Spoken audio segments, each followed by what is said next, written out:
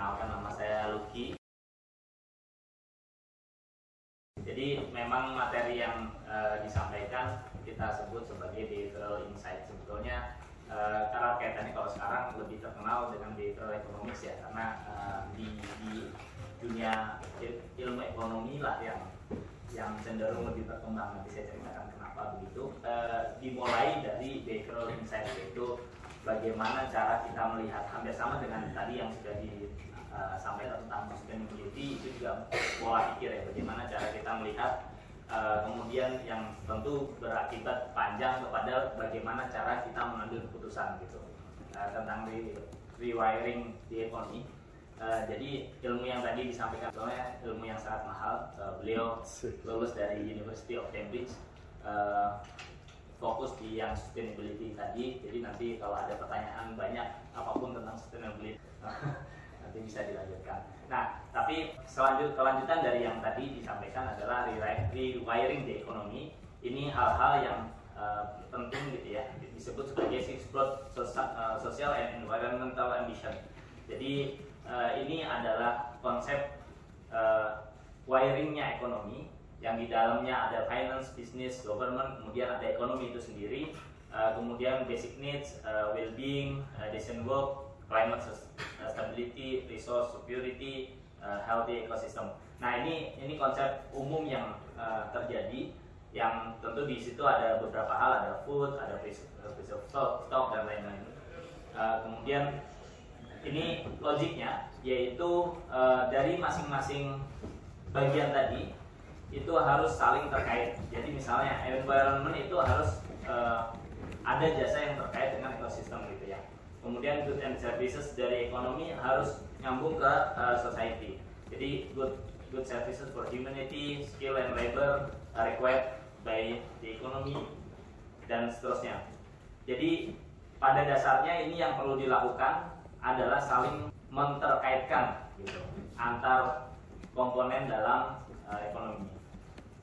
Nah, apa saja yang dilakukan? Ini masih terkait dengan rewiring di ekonomi. Ada 10 hal kalau misalnya di kotak-kotakan gitu ya, yang perlu dilakukan sehingga semua hal bisa dilakukan dengan sebaik mungkin, sehingga masa depan kita sustainability dari dunia ini bisa berlanjut gitu. Jadi 10 tasks for business, government, and finance to lay the foundation for sustainable economy. Ini set the right target. Ini saya lanjutin di selanjutnya, ini sama.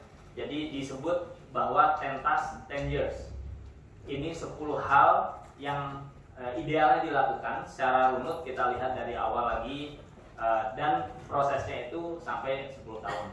Nah, detail-detail kalau misalnya nanti ada mau bisa tesis, di task pertama adalah measure the right things, set the right target.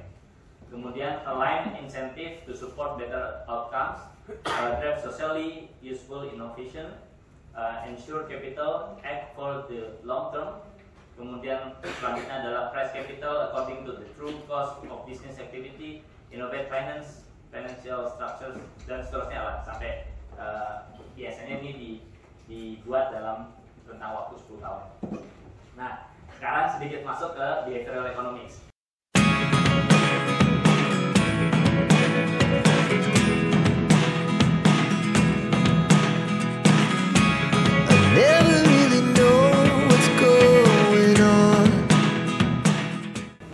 Dr. Abdul Lucky Syaiful Azmi,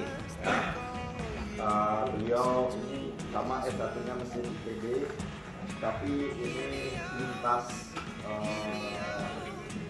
prodi ya. S2-nya hukum, jadi bekerja pada manajer hukum. Jadi dari mesin hukum, kemudian dokternya di Fakultas Ekonomi ya dari UI. Oke, jadi ini komplit nih, tekniknya ada, masalah regulasi, hukum, corporate law juga ada, dan yang ketiga tentang tentang